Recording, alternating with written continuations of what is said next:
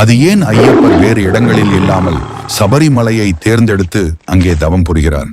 அதற்கான காரணம் சபரி என்னும் ஒரு பெண் ஸ்ரீ ராமரின் தீவிரமான பக்தி.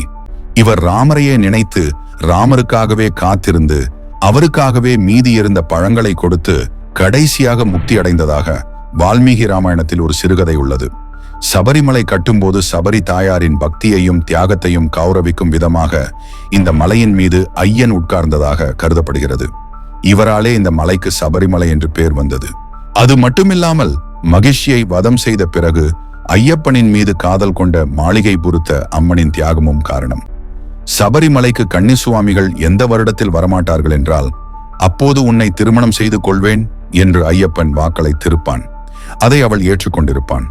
ஐயப்பனின் பிரம்மச்சரிய வரதத்தை மதித்ததால் ஐயப்ப கோவிலுக்கு பக்கத்திலேயே மாளிகை பொறுத்த அம்மன் என்ற பெயருடன் வீடு எடுத்திருக்கிறார்.